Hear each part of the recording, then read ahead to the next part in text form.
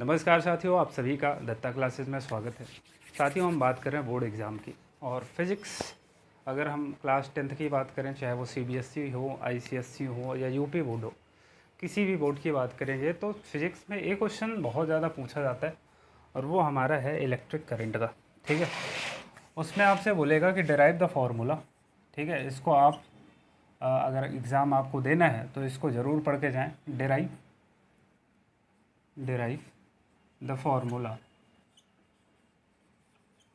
of, ये आता है 1/r is equal to 1/r1 plus 1/r2 plus 1/r3। ठीक है, एक ये फार्मूला आपको डिराइव करना होता है और दूसरा होता है r is equal to r1 plus r2 plus r3। दूसरा फार्मूला ये दोनों फार्मूले आपको डिराइव होते हैं। ये वाला तो बहुत कम पूछा जाता है, लेकिन ये आपसे बहुत ज़्यादा बार पूछा भी गया और पूछे जाने की संभावना भी है। ये मैं बताना चाहूँगा साथियों, ये हमारा होता है पैरेलल कॉम्बिनेशन।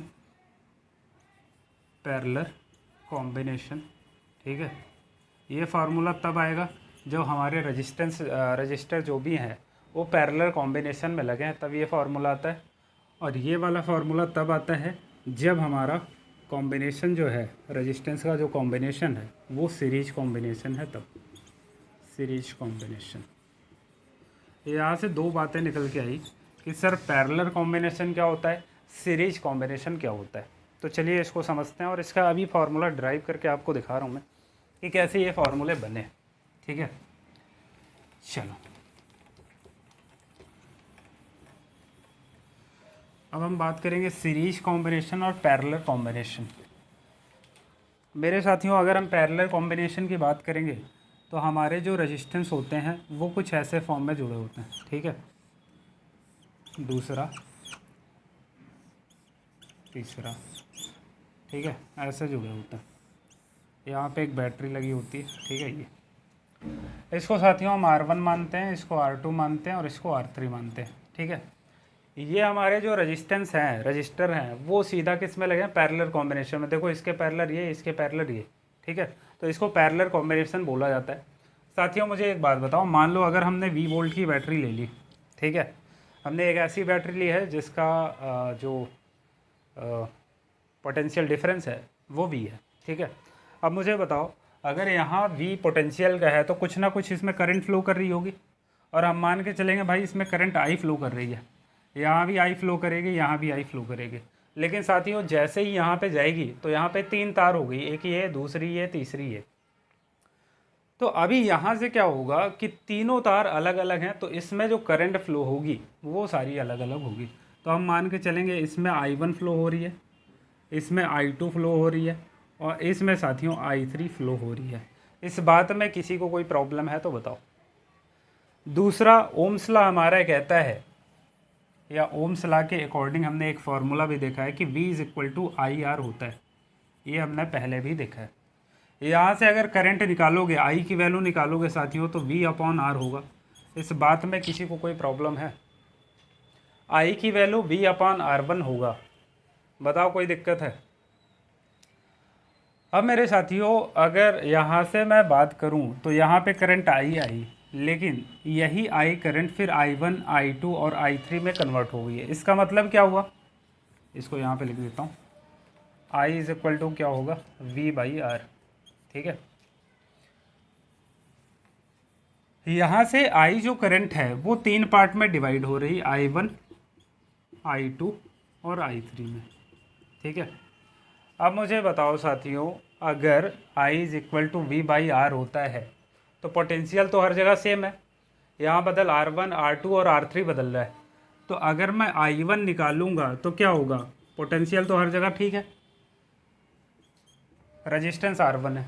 I1 के लिए रेजिस्टेंस R1 है, I2 के लिए रेजिस्टेंस कितना होगा, R2 होगा, और I3 के लिए जो रेजिस्टेंस है वो कितना, R3 हो जाएगा। इस बात में कोई दिक्कत है? अब यही जो I1, I2, I3 की जो वैल्यू है यहाँ पे पुट कर दो। I1 कितना है, V/R1 है। I2 कितना है, V/R2 है। I3 कितना है, V/R3 है। ठीक है, और I की अगर हम बात करेंगे तो V/R है।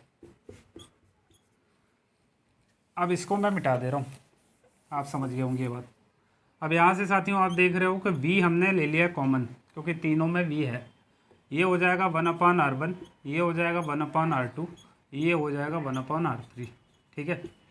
और v/r यहाँ पे है। यहाँ से देख रहे हो v से v काट देंगे, 1/r इज इक्वल टू बन जाएगा मेरे साथी 1/r1 plus 1/r2 plus 1/r3।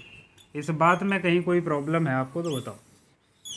यहाँ से ये हमारा फॉर्मूला आता है। फिर से एक बार देखेंगे, पोटेंशियल डिफरेंस हर जगह सेम रहेगा, पोटेंशियल डिफरेंस हर जगह सेम रहेगा, लेकिन ये धारा यहाँ पे आके मतलब करंट जो है वो यहाँ पे आके 3 पार्ट्स में डिवाइड हो रही है, I1 I2 I3, ठीक है। तो यहाँ से अगर हम I1 निकालेंगे तो v/r1 हो जाएगा, I2 निकालेंगे v/r2 हो जाएगा, I3 निकालेंगे v/r3 हो जाएगा। यही सब अब ये आप जानते हो कि ये जो I है 3 पार्ट में डिवाइड हो रहा था, तीनों पार्ट्स को हमने लिख दिया, फिर हमने सबकी वैल्यू रखी, सीधा हमने फार्मूला निकाल लिया। इस फार्मूले को डिराइव करने में कोई प्रॉब्लम हो रही तो बताओ। अब साथियों हम बात करेंगे सीरीज कॉम्बिनेशन। ये तो हमने पैरेलल कॉम्बिनेशन की बात करी, पैरेलल कॉम्बिनेशन। अब मेरे साथियों हम बात करेंगे सीरीज कॉम्बिनेशन के, ठीक है। चलो, रब खैर मिलांगे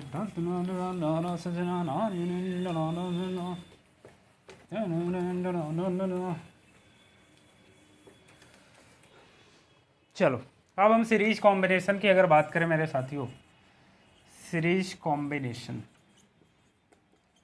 तो सीरीज कॉम्बिनेशन आप जानते हैं बचपन से, ठीक है।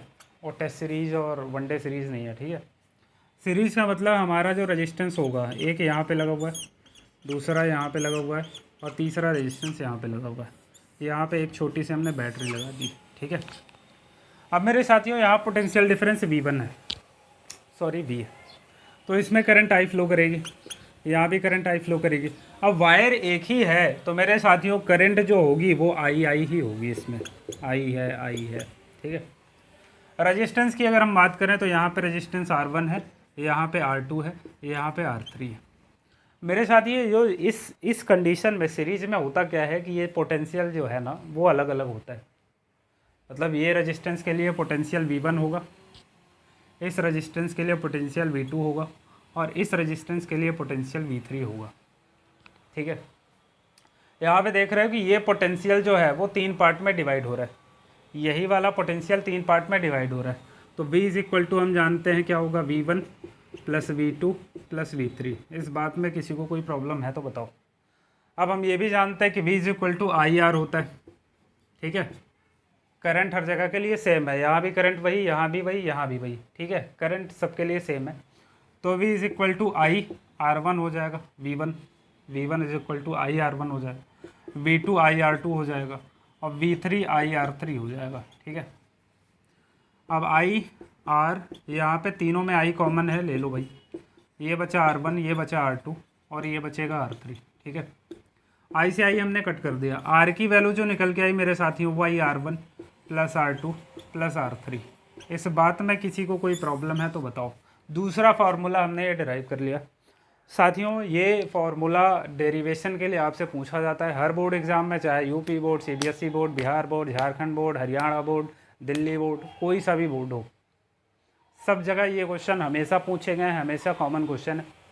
तो ऐसी ही वीडियो को देखने के लिए, जो कि आपके लिए बहुत ज़्यादा बेनिफिशियरी है, हमारे चैनल को ज़रूर ज्वाइन करें। तो आज के लिए इतना रखते हैं, मिलते हैं नेक्स्ट वीडियो में, तब तक के लिए थैंक यू सो मच, धन्यवाद, जय हिंद, जय भारत। और एक चीज़ कहना चाहूँगा कि आपको लगता है कि सर ये डेरिवेशन होना चाहिए तो आप कमेंट बॉक्स में लिखिएगा, मैं ज़रूर उस डेरिवेशन को करूँगा, ठीक है। मिलते हैं नेक्स्ट वीडियो में, थैंक यू सो मच, धन्यवाद।